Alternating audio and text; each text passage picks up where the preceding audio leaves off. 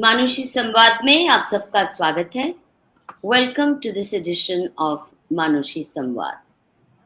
Friends, you might well ask me that on a day when the whole country is nervously watching TV channels which are showing scenes of violence, Islamic violence all over the country, in many parts of the country, especially in Uttar Pradesh, why are we discussing this topic?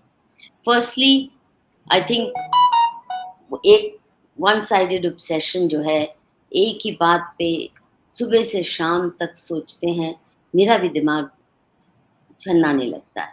I really feel I lose my mental balance. I wake up with these thoughts and I sleep with these thoughts and all day जो भी मैं लिखती पढ़ती हूँ वो इन्हीं सवालों पे है जो आज आप सड़क पे घटते देख रहे हैं. हमारे देश की राष्ट्रीय सुरक्षा, हमारे समाज की सुरक्षा, हमारे धर्म की सुरक्षा. परंतु अगर इतने वन ट्रैक माइंडेड हो जाएंगे तो सच में मेंटल बैलेंस खो पाएंगे. दूसरा, बहुत दिन पहले हमने ये तय किया था टॉपिक कॉम कारपेंटियर से. Welcome com. Thank you.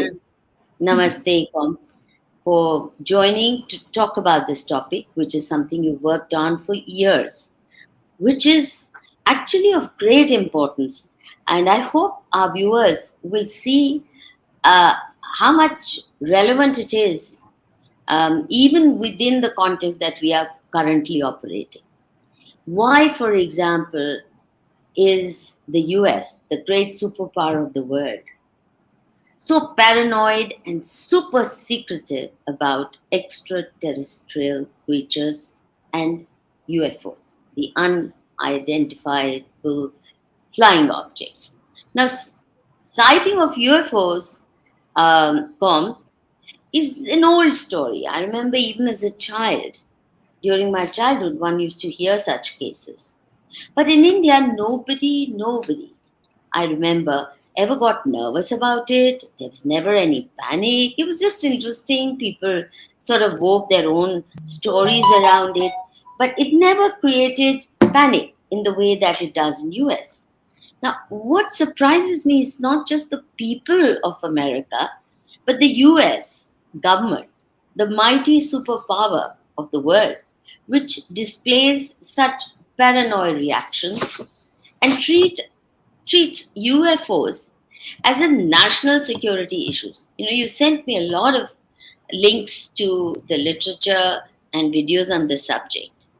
What surprised me most, Pom, is how can UFOs that have done nobody any harm thus far, leave alone US, they've never launched a bomb attack or a terror attack or even a chemical warfare.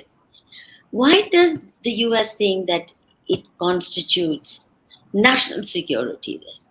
Why do they get so paranoid and secretive about it? One is paranoid in the way that, for example, people got paranoid about COVID, but the other is secrecy. They try to deny it. And they've been, one after another, commissions have been set up to investigate it. But it's all masked under a cover of secrecy. Please tell us what's happening. Well, good evening and greetings to our viewers. I'm glad that you showed enough interest and also, I would say, courage to bring up this issue in your show, because until about perhaps 2-3 years ago, the moment you mentioned the subject in serious company, you would watch smiles on most people's lips, especially if they had any kind of responsibility, academic, political, scientific. But in the last couple of years, things have changed abruptly, and now there is a real torrent of coverage in most media, not only in the US, but in many countries. And as you probably know, and most viewers by now know, not only are the various US intelligence agencies now involved in responding to questions coming from the Congress, which has required information, which has required that information be declassified for the knowledge of the public. And even the NASA has now gotten involved too, saying they will conduct a review and they will try to understand what's going on. But interestingly, NASA in its communiqué said, we are aware that this might bring us some disrepute and that it would in a way be an embarrassment, but we have to do it because of the urgency and the salience of the topic. Now, if I were to answer your question about why it generates what you call panic, it would take me a very long time, because we all know that this topic has been in the news on and off for at least 80 years, if not a lot longer. And can you ever think of a subject in which 80 years ago, the government was already answering questions and saying, we are aware there is a phenomenon, we cannot understand it, but we will do research and get back to you. 80 years later, the line hasn't changed. It's still, yes, we don't understand what's going on, but we will get back to you. And now we need more money to do research. So this clearly is a cover-up. Nobody can deny it. Everybody knows it, to the point that now in the Congress of the US, there is an insistent demand for measures to be taken at the judicial level in order to exonerate people who have been hiding facts from responsibility. In other words, amnesty. Amnesty for what might amount to constitutional crimes by breaching the Constitution and keeping citizens and legislative as well as executive power in darkness about what is really going on. So you see, I'm aware that for most people, the critical issues have to do with politics, the social situation, the economic situation, next elections, whether you like that party or want another party to come to power. But when you think of the existential nature of what we call the UFO situation, by the way, UFOs were so discredited by a number of more or less funny or dramatic movies that now the official name is UAP, which means unidentified aerial phenomenon. Now, if you ask me why there is a panic, I would say it's not really a panic. It is basically fear of a panic. And that fear of a panic is in government institutions. And by the way, let's not assume that this is all in America.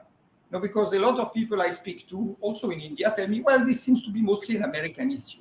Well, come on, there are investigations that have been taking place in about 60 countries worldwide. And some of the major countries involved, aside from the US, include China, the former USSR, now Russia, France, Britain, Brazil, Argentina, Peru, and I could go on. So clearly this is not an American issue, although for some specific reasons, it has gotten a lot more publicity in America, and perhaps the phenomenon got a lot more intense in the US. And if you ask me why, then perhaps the first answer I could give you is that the US was the first country which detonated 2 atom bombs after doing tests, atomic tests in its own territory.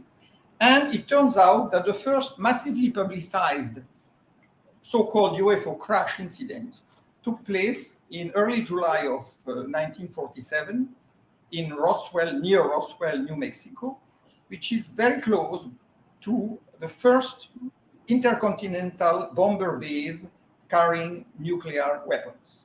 So clearly, whatever happened in Roswell, which has now been confirmed by dozens of witnesses, including military personnel, is that there was some sort of a reconnaissance flight in that area, possibly in connection with nuclear weapons. And this seems to be a very constant phenomenon in the UFO reality, that whenever there are nuclear weapons or even civilian nuclear installations, such as nuclear power plants, there are recorded UFO visits, what we call UFO visits. In other words, vehicles from the sky that come down, often very low, sometimes land, and seem to carry out surveys of what is happening in these plants. Now, I will perhaps sort of go straight to one of the major events, which is now thoroughly documented and confirmed in official documents, which is the series of UFO incidents that had taken place in America right from the 60s in intercontinental ballistic missile silos launching bases. What happened at that time, over a few years, is that these bases were systematically visited by large flying vehicles, totally unrelated to whatever we know that is built by any of the world's nations.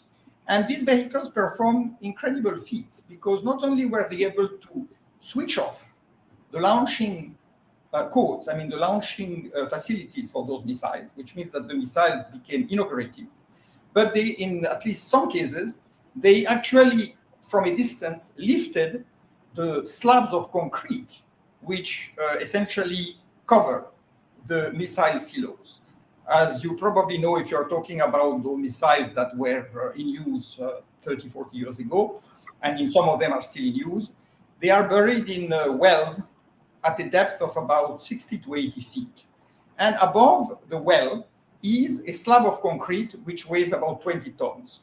Now, there are recorded instances reported under oath by members of the personnel in charge of those bases that these 20-ton slabs were essentially lifted, moved aside, and clearly the missile was exposed, although it wasn't launched. Sometimes the launch codes were triggered and then they were switched off. And eventually the flying craft left.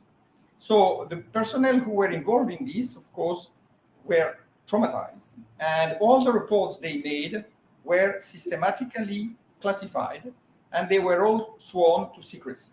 Nothing had happened. They should not have talked about it. Now, this, of course, in many ways, this secret has been breached because many years have passed and some of the periods of the gag orders have expired or people who were in position to enforce them have passed on. But what's very interesting is that you can see through these examples why military and civilian authorities were extremely concerned about keeping the secret. Why? Because it demonstrated that their nuclear weapons were essentially not under their control, that launch could very well be stopped. And there are, in fact, other cases in which missiles and rockets that had been launched were destroyed in midair by what we call flying saucers. Sometimes they have other shapes, but they are basically unidentified flying craft, which are capable of flying at speeds of 30, 40,000 miles per hour, stopping dead in their tracks, taking 90-degree turns without slowing down. So all those performances that are completely impossible for our aeronautical vehicles. And therefore, every time the conclusion that has come again and again has been these vehicles display capabilities that we don't have. We don't believe any other nation has such capabilities, and therefore we do not know where they come from. Now, if you are happy with that, you can just say, okay, this is a mystery. It's still a mystery after 80 years. But the question, of course, is it really all we know? Or are certain people in certain places aware of a lot more that is going on? And is it only what the public has been able to know about it? But there is a lot more behind the scene. And that in itself would explain essentially the panic about revealing the secret. And I would give three major areas of concern. The first area is, of course, psychological. How people would react to the understanding that there are beings that are so superior to us, while we have been told for centuries that we are by far the most intelligent creature in the universe. Second. But that's self-certification. Nobody gave it to us. No, this is all on the basis of authority. You see, human beings have basically been going, most of them, by what certain authorities told them, religious or political. And this is, of course, leads me to the second reason for keeping the secret, which is philosophical, theological, religious. which essentially is that we have built this vision of the universe, which seems very scientific, and yet we often put some very unscientific concept above it, such as one creator God who sits somewhere and who is essentially making everything that we see, including ourselves. And therefore, we are in his image and we are the best after him. And therefore, it's not really possible to conceive of someone who would be so much higher than us unless we start believing in angels and gods. And that's where the Indian philosophy and the Indian tradition comes in. But we will come back to that later. And the third reason for the silence, which is perhaps, as far as governments are concerned, the most critical, is strategic. In other words, if you are incapable of defending your country against a threat, and you believe that other countries might get some knowledge that you do not have before you do from such beings, then what if they also take some of this knowledge and use it, and then you suddenly are in a situation where you cannot protect yourself against your known or unknown enemies. So naturally, the reaction of a massive strategic establishment like that of the United States or of some other great powers would be to keep as much, secret as you can. Lay people, of course, by telling them that there is nothing there, and anybody who is interested in it is an eccentric or a fool, because it's not possible, and therefore you shouldn't pay attention to it. And at the same time, try by any means to accumulate knowledge, information, and know-how about what is happening, so as to be able to duplicate, or as we say in technical terms, reverse engineering, whatever technology we can understand or get a hold of or on. So you see, that is exactly what has been going on. And that's why the whole UFO public discourse has been, with rare exceptions, a massive lie. And there was a sort of an understanding between the major powers to keep this lie going. I would say probably the primary, responsible party is the United States. And we can go deeper into why we think so. But it's true that other countries have participated, even though they have let out a lot of information. For example, France conducted through its National Center of Space Research, it conducted an investigation through a special committee called GEPAN. And a few years ago, the GEPAN gave a very detailed report on the UFO encounters in France and concluded that they were most probably of extraterrestrial origin. Now, extraterrestrial can mean a lot of things, because the universe is not necessarily what we believe it is at the present state of our knowledge. Many scientists are working on different, visions of the universe. There is a vision that says the universe is Janus. Janus is the god that has two faces, and therefore there could be a counter-universe or an anti-universe coexisting with ours, in which a lot of different creatures would exist and would be able to somehow cross into our universe and then go back into theirs. In which case, they wouldn't simply be flying from one planet to another or one galaxy to another, but they would be coming from elsewhere into what we call our universe. You see, this is an immense topic, and until a few years ago, it was considered pure speculation. It was only of interest to movie makers. And that's why you have so many films and TV series and novels that were made on this topic, because as long as it was fiction, it was safe. You could just amuse people or scare them. You remember all the films we have watched in the last few years, like, 4th of July and all those different, sort of pics about what would happen if an alien invasion takes place.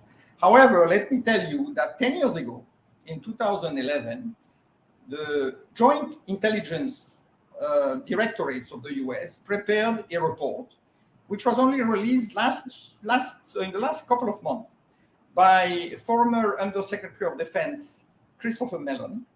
And that report, which he essentially presented to the media, you can find it online. It said, 2011, that the US was completely surrounded by unknowns, as they call them, and their facilities, which would enable them at any time to take control of the military apparatus of the US and neutralize the country's defense.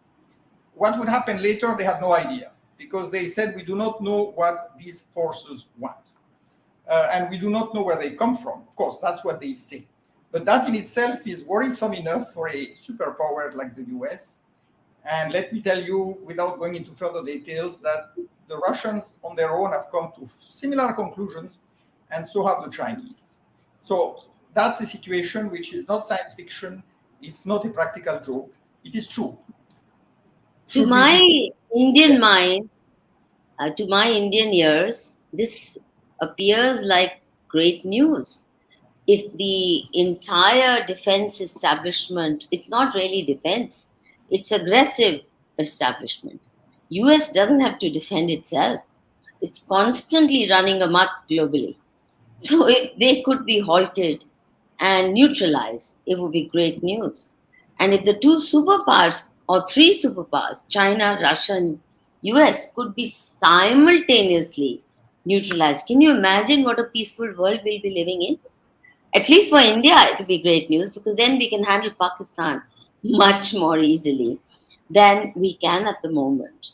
So what I want to know is, thus far, the UFOs, they come, they collect a few samples in the same way, actually, though not as aggressively as we go to Mars mission, Moon mission. We go and collect samples of the soil there. We try to figure out this, that, and the other. So if human beings have the right to go to other planets, well, it has to be a two-way traffic. And mind you, what do we do? The UFOs have never left any garbage on our Earth. What do human beings do when they go to Moon or Mars? Leave so much garbage. Leave their shit there, leave all kinds of plastic, all kinds of non-degradable kachra on those planets. It hurts me deeply, especially with regard to the Moon, you know. We have this very romantic relationship. Hindus have a very endearing romantic relationship with the Moon. हमारे चंदा मामा है, वहां जाके there they go and dump all kinds of garbage. At least these UFOs are not doing that. They're coming, exploring, picking up a few craters or rocks or samples, and checking out on the nuclear capabilities of the US. Why not? US is the global policeman. It's good news for me that somebody is policing US military establishments. I'm delighted to hear that, honestly.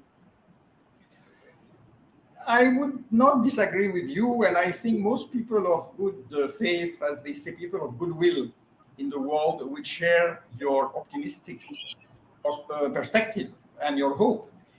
Clearly, this is not a perspective that the superpowers and even other powers would gladly accept, because it essentially reduces to naught their claims to supremacy.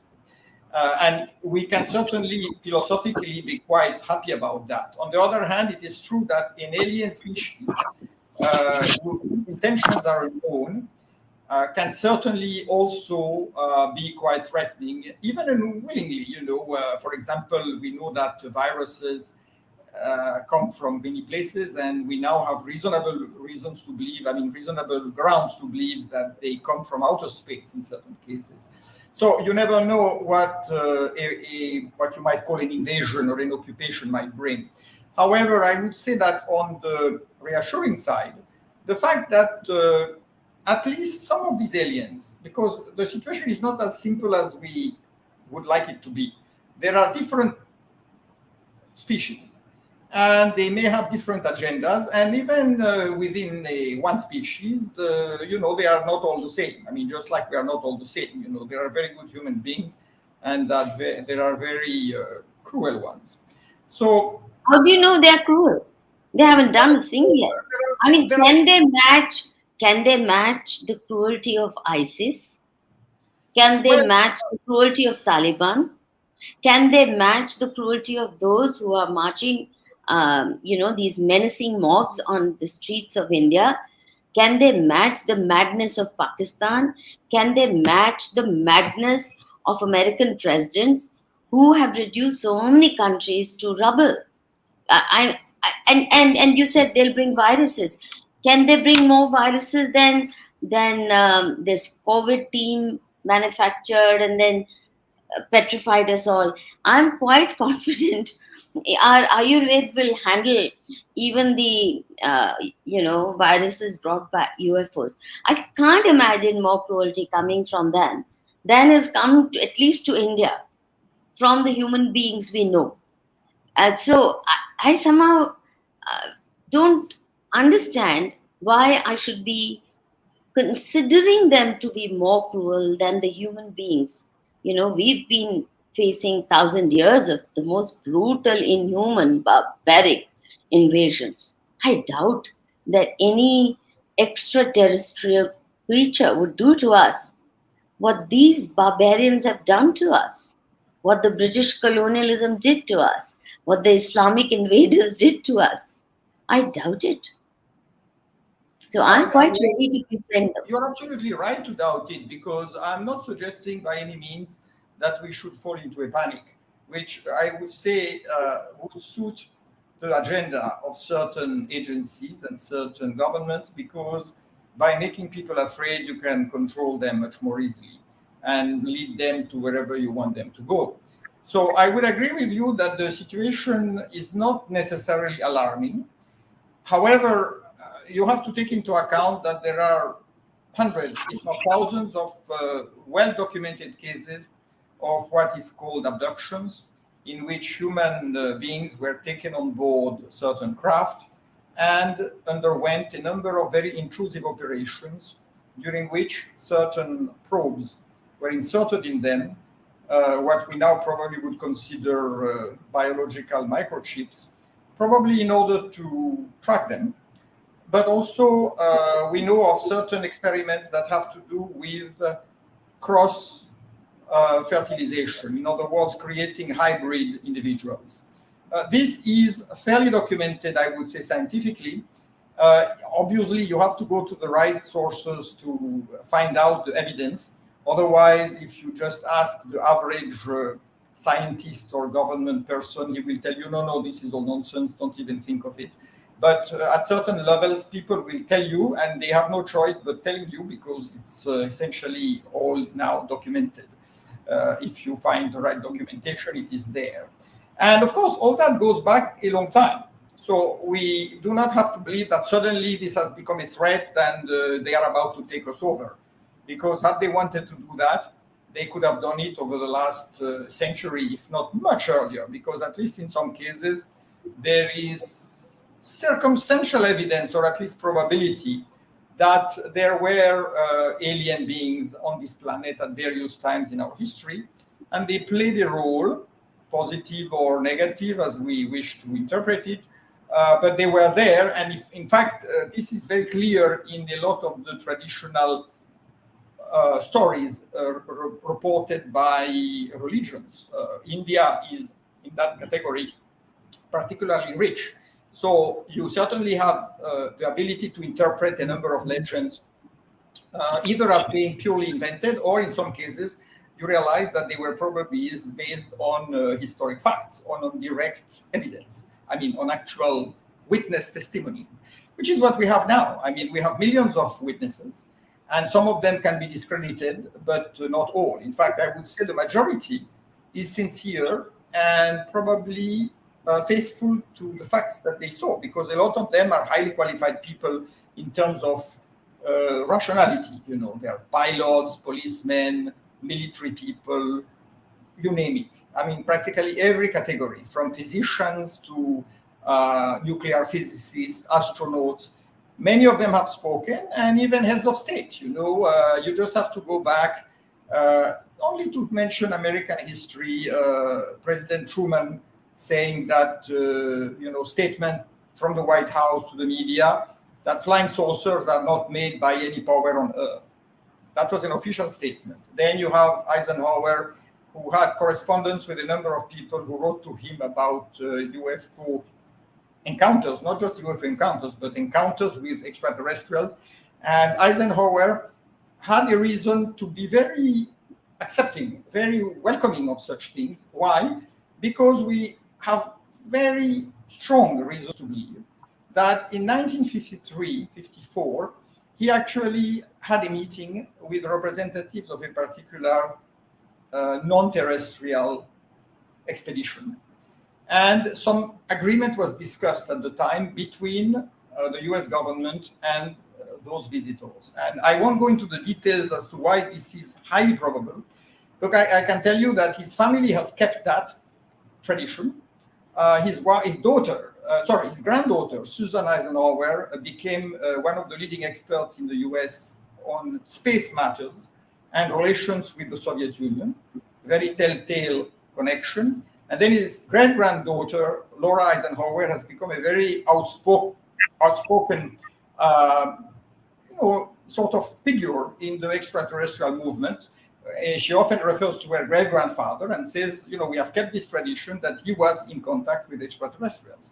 Now, this tells you how deep this whole thing went. And it was just about the same year in 1953 that the CIA decided to put a cap over it, saying this cannot go on into the public because people will start reacting in unpredictable ways. It would destabilize the government.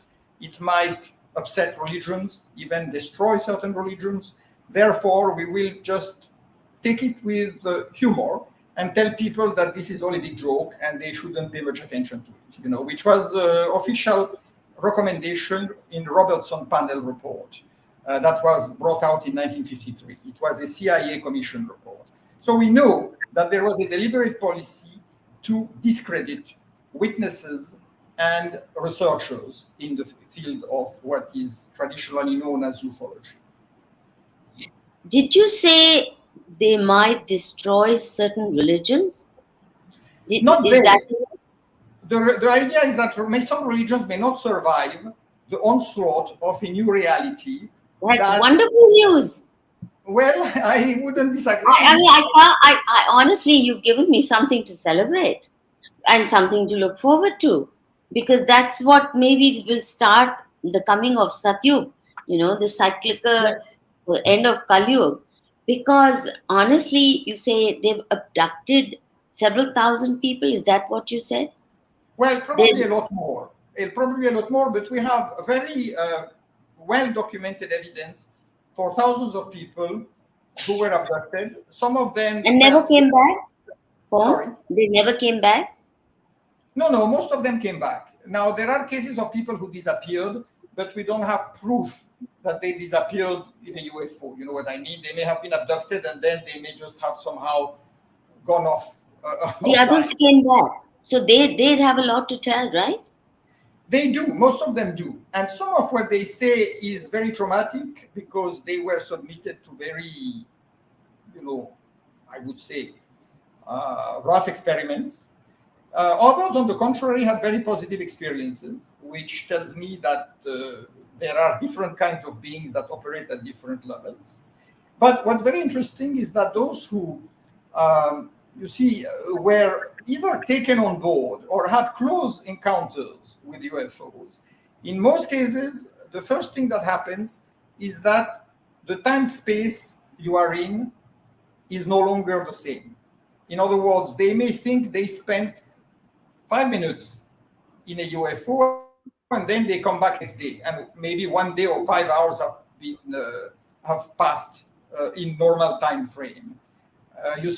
Clearly there is an intervention that modifies the space-time. Why? Because space-time is an effect of consciousness. So if you are transported into another sphere of consciousness, you probably lose track of time. This is something which you find in many ancient legends.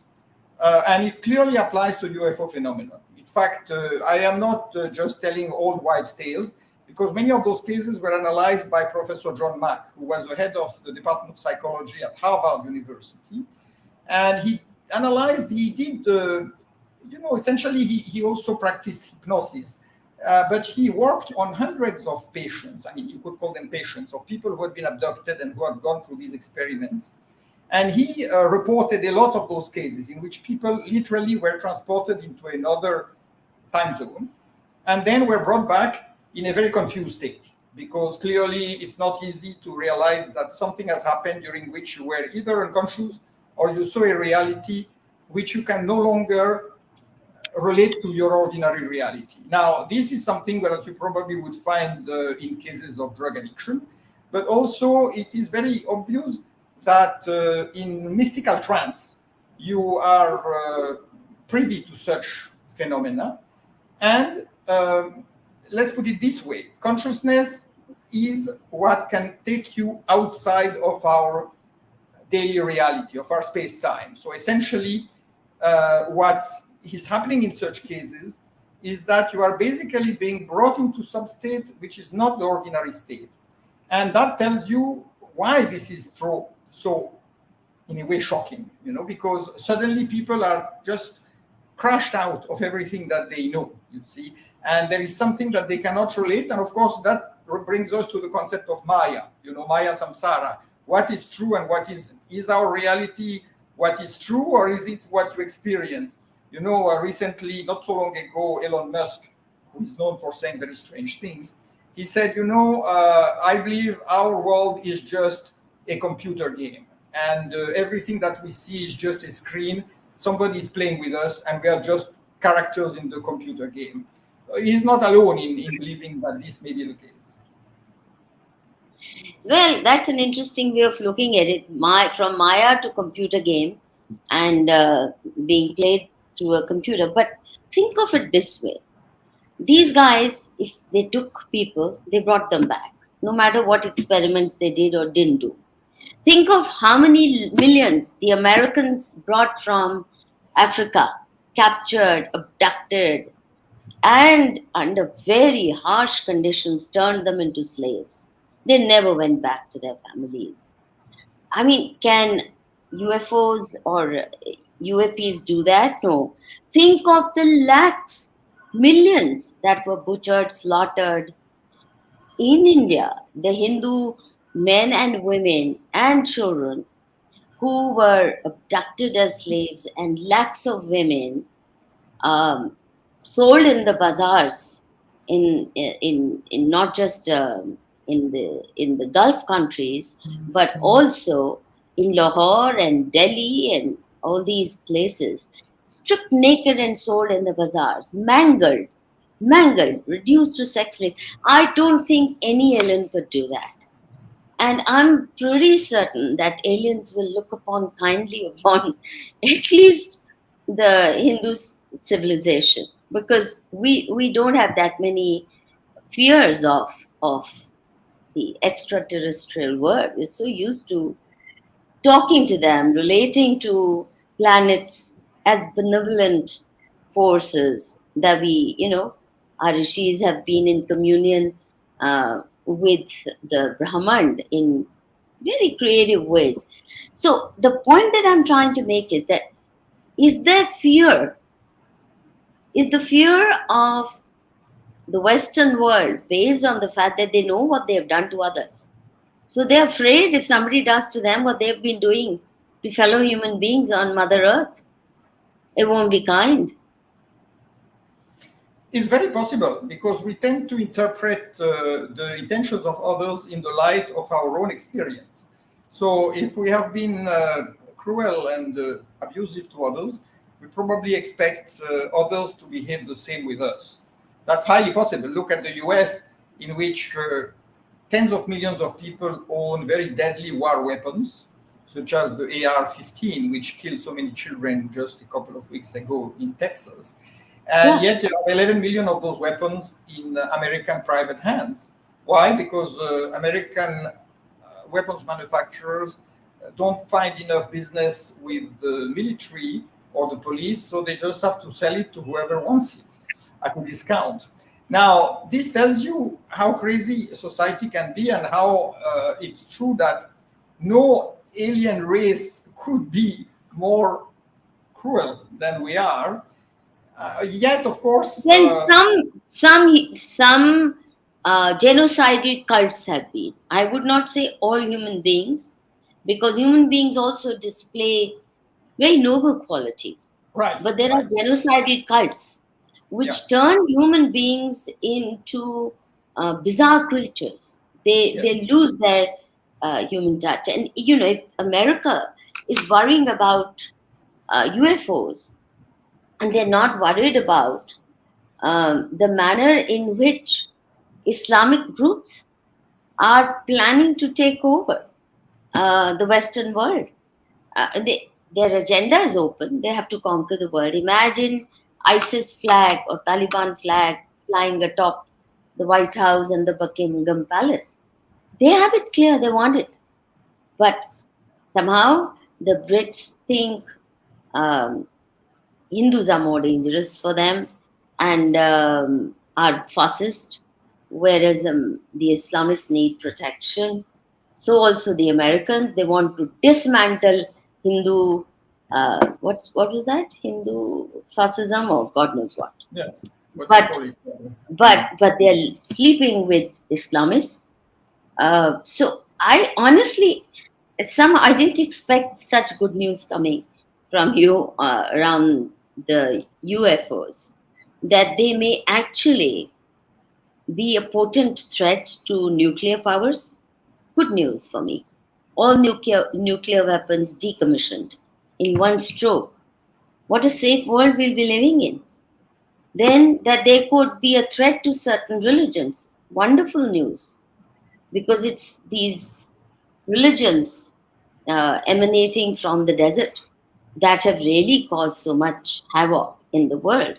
So, to my mind, at least we in India should be welcoming and finding ways to befriend them. But tell me, all these stories that you say of people who've been abducted, were they kind of put aside, put away, not allowed to intermix with rest of people? How did the CIA or the intelligence agencies of America handle these individuals who've had encounters with the aliens? It depends upon whether they were from any government personnel, such as the military, in which case they were generally put under strict orders of what they call gag orders. There are instructions to that effect applying to the various services in the US, and not only in the US, in other militaries in the world as well. These people were told to keep a secret on the threat of losing their careers and being essentially removed of being, I would say, having their commissions revoked, all sorts of punishments that people obviously do not want to incur. If they are private individuals, they were treated with a certain level of indifference. Some report was generally filed at a local police station, whichever authority was in charge of it locally, and then it was sent upstairs. And, these people may have been visited by certain agents. There are many stories involving the so-called men in black, supposedly individuals looking a bit strange, wearing black clothes, black suits, and knocking at the doors of abductees or witnesses, asking them questions, and then telling them, keep your mouth shut because it's not safe for you to speak out. And many of those stories are real. So clearly there was an attempt to block people from spreading the news, or else there was a very systematic campaign for many years, I think it's practically over now, of discrediting them. Saying, this person obviously has mental problems. We found that he has a drinking, habit, that his grandmother went mad. So, he must be given to some hallucinations, and therefore, or he's a liar and he's trying to get fame and money from this. So clearly it made it very unpleasant for people to come out. And most of the witnesses who had something to lose preferred to keep their mouth shut. And what's very interesting that in the last 2-3 years, since essentially the lid has blown off the issue, you now have thousands of people coming out, including military officers, very often very old people, who are saying, I did see this, and this was my experience, and I kept it to myself all these years because it was just unsafe or unpleasant to mention it, because you were considered essentially an unreliable person. I can tell you that a number of civilian pilots were not allowed to fly again They were told you are given to hallucinations, therefore you are not a trustworthy person. Get another job. And the same happened to people who, for example, one astronaut in particular, Scott Carpenter, he reported that he was going to die in space because there was some major problem with his capsule.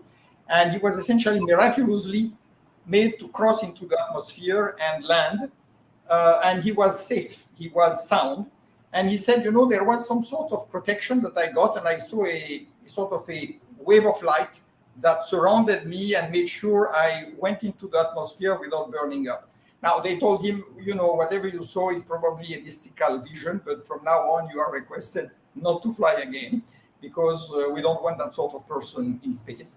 And the same, there were quite a few of them who they literally set up an entire career after retiring to tell their experiences.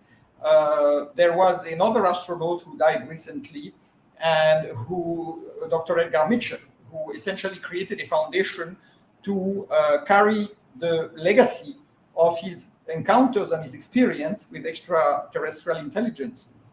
And the same can be said of several Soviet cosmonauts. The Chinese I hope they didn't put them to sleep.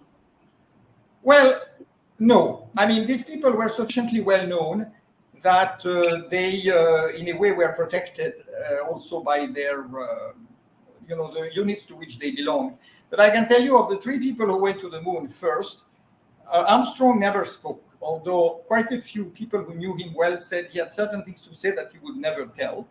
But the third astronaut, Aldrin, has been quite open about things. He said that they saw craft following them when they were in the Apollo 11.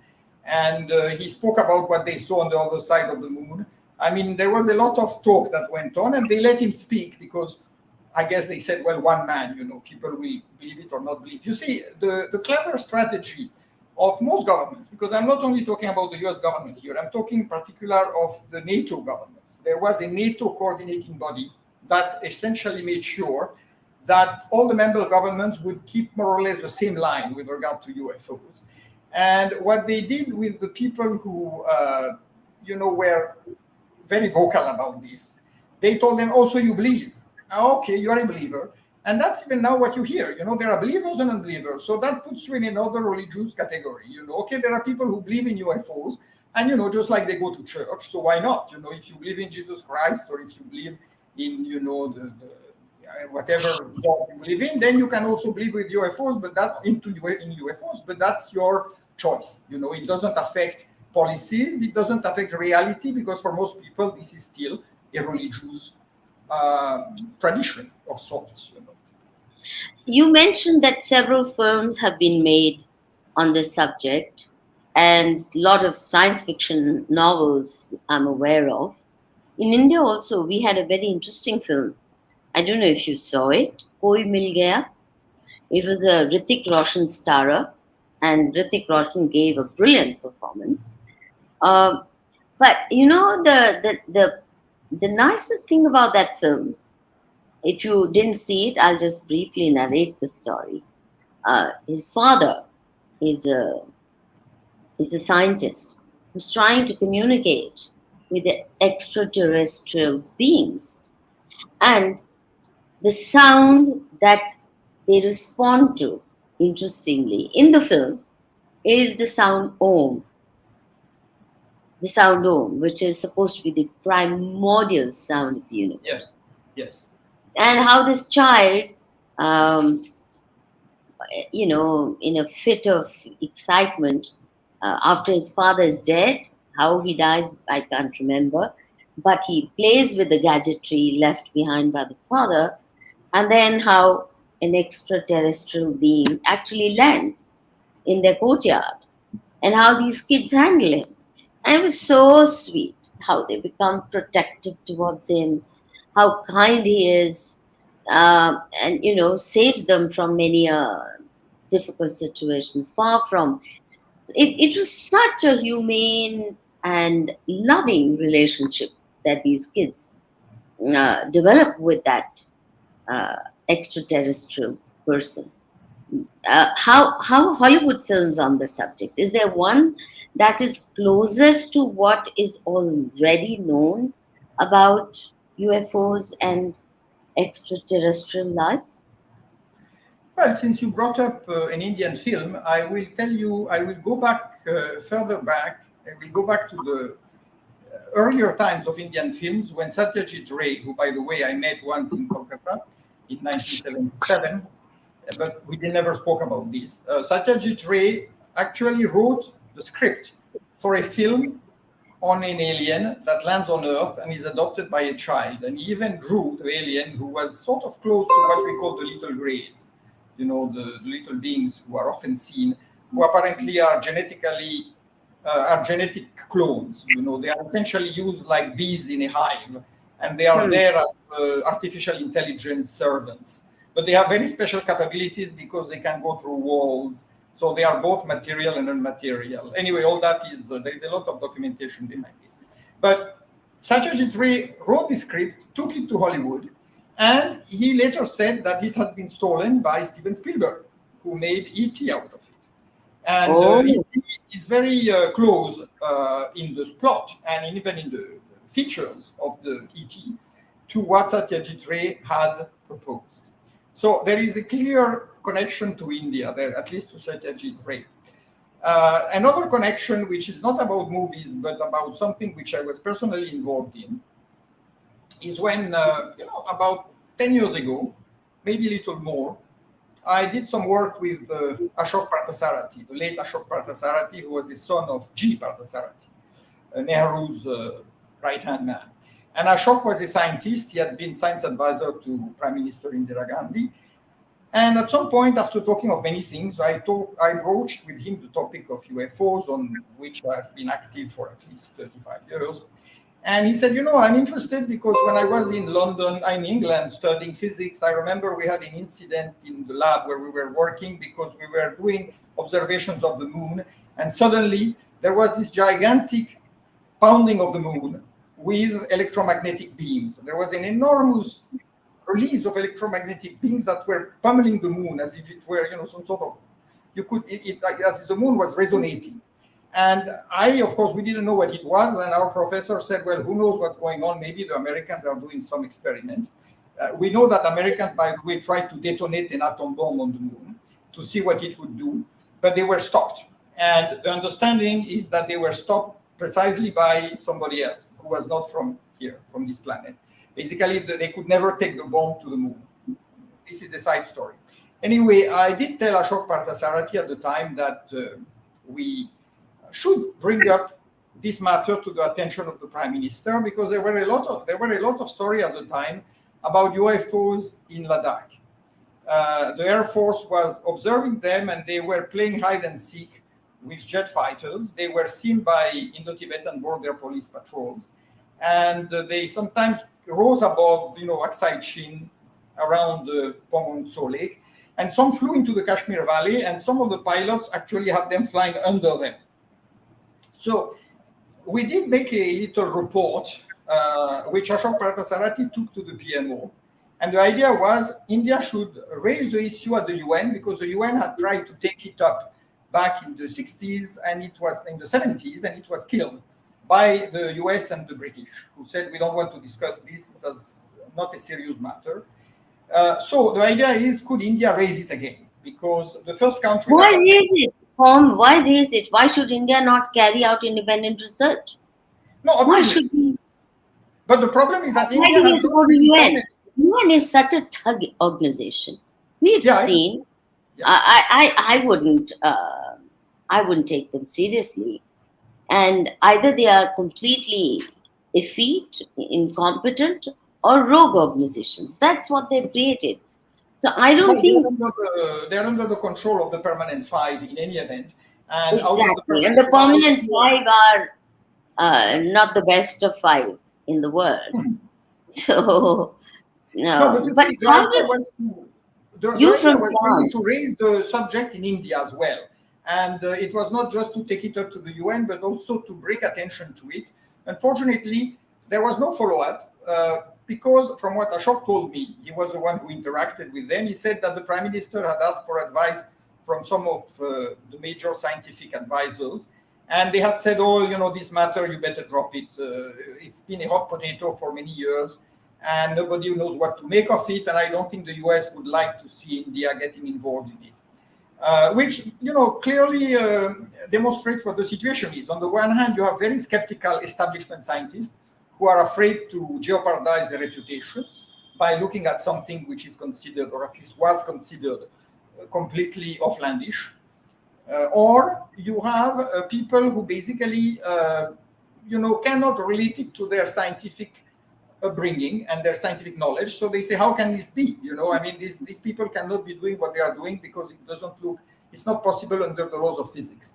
They forget that the laws of physics are only applicable up to a certain point, beyond which there are other laws that come in. So anyway, it gives you an example of how close-minded the scientific establishment can be. And of course, the political establishment generally follows the advice of the scientific establishment, which doesn't mean, by the way, that a lot of things haven't been done on the basis of extraterrestrial technology. This is the point that we have to raise also, to highlight, that this is not just a matter of daydreaming about what will happen, will ETs be nice to us. On the other hand, what you have to realize is that a lot of our technology of today is derived from what we gathered from them, at least from some of them. And this is why we suddenly have 5D, 6G, quantum computing, artificial intelligence, learning machines.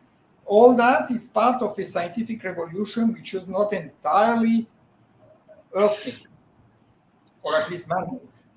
You from France, how's the French establishment, scientific establishment, and the political establishment? How different is it in dealing with this issue as compared to America?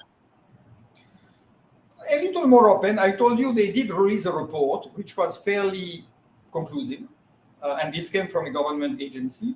Also, the National Electrical Company of France, EDF, has a whole, I would say they have a whole library of reports from their various power plants, nuclear and thermal, all over the country that have been visited by craft that have sometimes switched off power. Not clear why, but especially if they are nuclear power plants, we can gather why. So they know it, they have these files, and they will not deny it, although they will not share them. So the question is that there is a level of awareness in certain circles, but by definition, this information is segregated. It is only on a need-to-know basis. So people who have no business with it are not told, and that's why very often presidents know next to nothing about it. Or if they know something, it's basically meant to scare them. I'll give you a little story about the US involving various presidents. One of the presidents who was briefed, they are all briefed, but to a certain extent, was Ronald Reagan. And Ronald Reagan was briefed to a level where he understood there was a real issue, but he didn't know what to make of it because his Vice President Bush, who had been the head of the CIA, would not tell him certain things that he knew, and even Bush would not know everything possibly. So when Reagan met Gorbachev in Reykjavik, remember, I think it was 1987, Gorbachev reported, so this comes from Gorbachev from the horse's mouth, he said, the one thing that really not frightened me, but really surprised me is that Reagan said, listen, if the US is attacked by aliens, would the Soviet Union come to our aid? And Gorbachev said, well, why do you think? He said, well, you probably know as many things as I do. There is a real risk. And Gorbachev said, obviously, if you were attacked, we would have to come to your rescue. All humans are one in this. Are they? Oh, no. They're not one. I know, but I mean, this I'm sorry. I don't feel that sense of oneness, even though my Sanatan Dharma teaches me Vasudhaiva Kutumbakam, but no. You have to be dharmic in order to be part of that kutum. I think, to me, Islam is more alien than any thing can be. Similarly, the Brits and all these conversion mafias that are operating in India, I can't understand their madness. I'm sure we'll have much less difficulty understanding the aliens. So if they came and attacked, I hope India will never join. and would actually Number lay the one, red carpet and do our best. it would not make sense because the level of technology is so different that trying to fight them would be like probably cavemen with clubs trying to fight, supersonic jets. In fact, I tell you the most concerning matter about this whole topic is the fact that a number of countries, but especially, of course, the leading powers, have been arming themselves with weapons that are increasingly threatening and lethal and dangerous, and including, for example, the electromagnetic weapons, the tectonic weapons, not to mention, of course, everything that is biological, chemical, etc., etc. And these weapons are so dangerous that they can literally exterminate the human race. But then, I was telling you about these missile silos in the middle of America, in North Dakota, Minnesota, hidden, these missiles hidden on the ground. Can you imagine anything so mad as people sitting all their lives in the silo, just next to a console, waiting to shoot a missile that will obliterate 5 million people on the other side of the world within 10 minutes? All that because they get a phone call saying, please do it because we are going to do it before they kill us.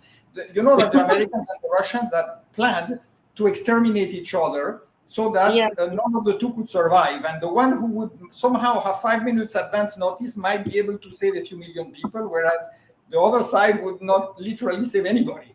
So, this is the kind of insanity. Yeah, so if they're that mad, then they deserve, I think their time is up on this Mother Earth. I have two questions. No, one question and one observation. One observation is, you'd sent me the link to the congressional hearing. And what I was surprised by, given how interesting this topic is, given how much excitement there's fear, paranoia, it's so much drama. But the congressional hearings were so dull. It's as if they were all wearing a kabuki mask, sitting there, had no expression, flat voices. They were obviously trying to hide more than they were telling. I don't know, I got that impression. Am I right? Completely. And okay. In fact, the congressmen said, they are taking us for a ride. Some congressmen. Even the Indian whom you probably don't like, because Mr. Krishnamurti, but he was also the one who asked questions, and obviously he was very frustrated with the kind of responses he got. Remember, he had in front of him these deadpan bureaucrats who are there to hide secrets. They'll never tell you anything, even if they can tell you, they will not tell you. You see, the culture of secrecy has become an end in itself. Remember that when they release a document, it's so heavily redacted that you can hardly read one line in 10, and they tell you, we have to preserve our operational secrets, and therefore we can't tell you because you would know how we gathered these secrets. You see, now they are telling you very openly that they are able to detect the electromagnetic signatures of UFOs. They can track them, which means that they are not even denying anymore that they are very much there.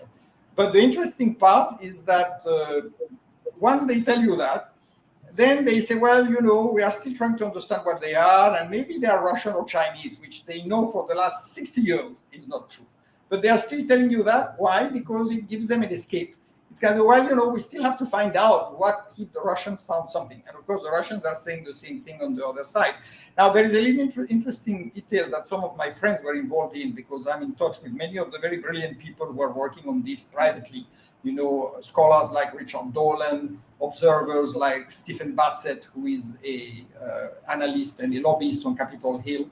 At one point, the Chinese and the Russians, 4 or 5 years ago, they announced that they were going to start an initiative. Actually, it was the Chinese, and it was supposed to be under the patronage of the wife of President Xi Jinping, First Lady of China. And it was to be located in Hebei, which is the city that she comes from. And there we're going to have something called the 5 Continents Initiative, which was to be about opening up the planet, the humanity, to contacts with other civilizations. So they did hold a first meeting. They called a few of the experts in the field. That was in Beijing. And they had this sort of general conference where nothing much was learned, because it was all about, yes, there are all these phenomena, but we will have a big conference in 1 year or two, and that will be much more substantial, much more sort of proposal. But then, of course, some of the people who were invited, they first went to Moscow. This was, of course, before the crisis that we know erupted. This was 2 years ago. And they were waiting from Moscow to go to China. And then at the last minute, everything sort of vanished. And they were told that the conference had been canceled and there would be nothing more happening. Now, you can guess, your guess is as good as mine. Why did they try and then stop it? Somebody somewhere said, don't do this. So there is still, in fact, there is a huge fight in the US government, and not only, between those who want to release the information and those who are hell-bent on not releasing it.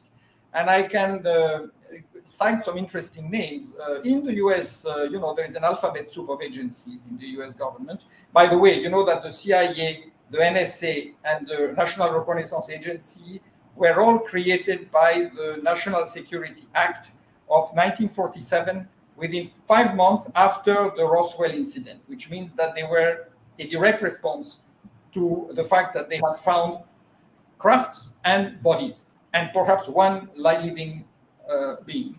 So they decided this required utmost security preparedness. So anyway, back to what I was saying, there are these US government officials. They are trying, also Congress people, they are trying to somehow bring the information out. And then there are those who are stopping it. And one of the people in the US government, he was high-ranking in intelligence, is Luis Elizondo, who has become a sort of a point man to release a lot of information. But he had his own boss, who was the head of counterintelligence, somebody called Gary. Anyway, the name is not so important, but Larry, Gary. Anyway, he was the same person who, by the way, created a disaster when the Americans had to leave Afghanistan. Why? Because he canceled all the helicopters that were supposed to fly people out. So there was complete chaos while people were waiting for helicopters. And a lot of the Afghans who had been promised refuge in the US because they had collaborated with the American military occupation, they were essentially left stranded, except for like 2% that were finally taken out.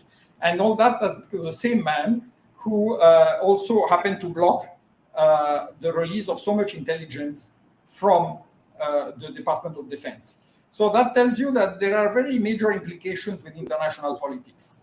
It is very interesting that you find some of the same characters involved in many of the most murky affairs that one hears about in the, on the international scene. My last question, but before that, I'll just make a brief comment.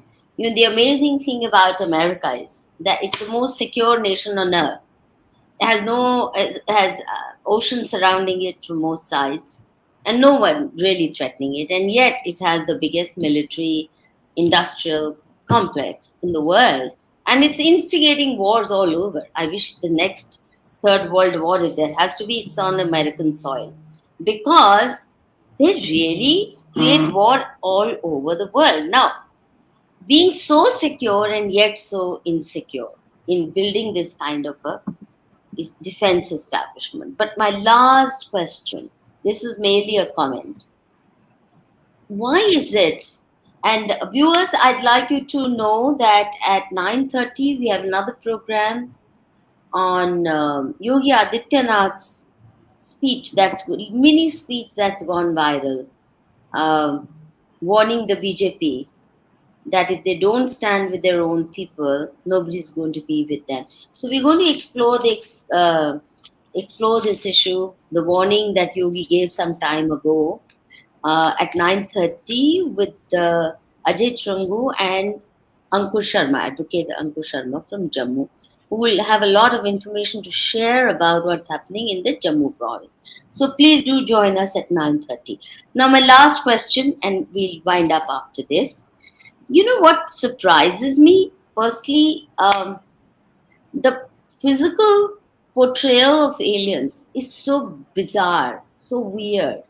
Is it based on what they've actually seen, or is it to create a certain revulsion in human beings that they make that robotic creature, with with eyes which are not really eye-like, and the body size, face, disproportion, the color, green, blue, whatever.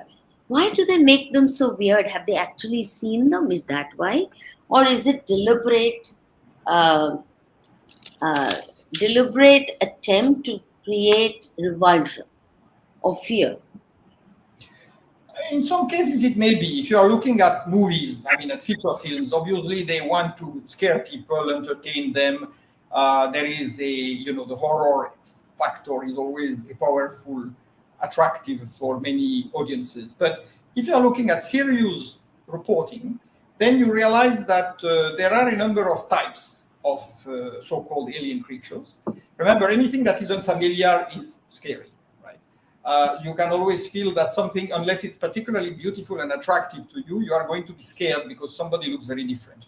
But it's true that the average greys, the so-called greys, who are really, as I said, in biologically engineered creatures, they are adapted to interstellar flight, right? And they probably are adapted to moving between dimensions too. So that explains some aspects of their physiology. Furthermore, many of the scientists working on this, because there are many, and some are quite eminent, will tell you that the evolution of life follows certain different tracks.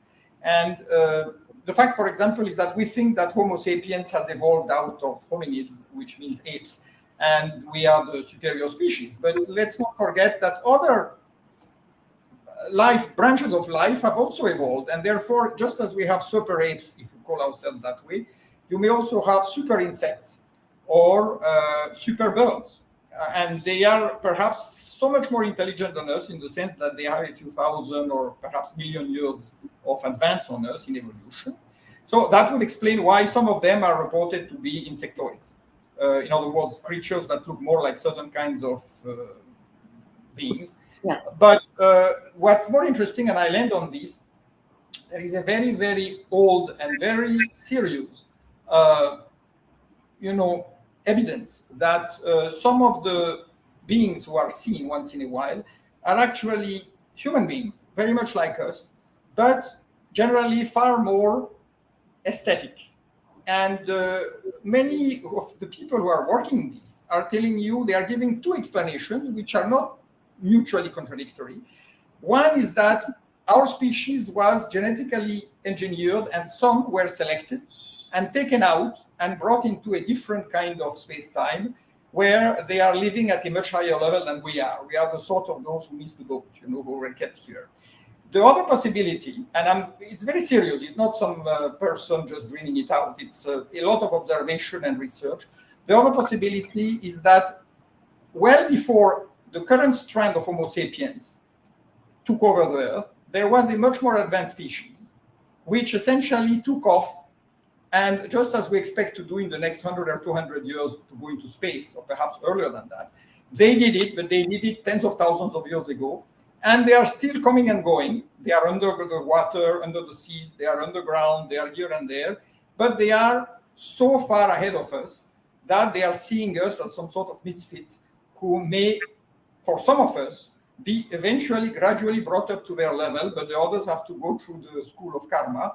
And they are essentially watching us. We're like the result of an experiment, a bit like anthropologists going to watch pygmies in Africa, if you know what I mean.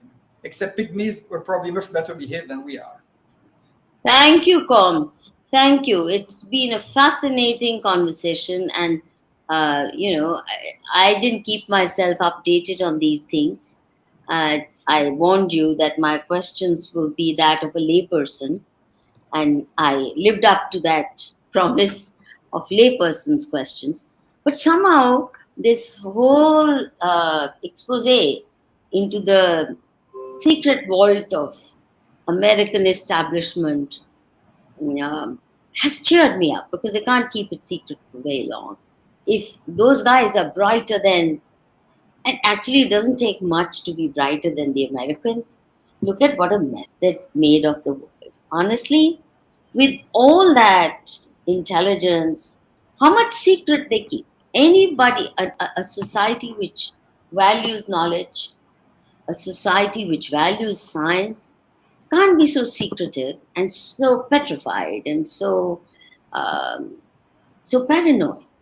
They're paranoid about bugs, they're paranoid about viruses, they're paranoid, and they're creating paranoia of the world over and misinforming the world.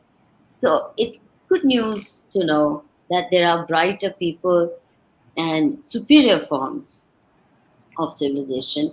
Would be not a bad idea if they took over the earth.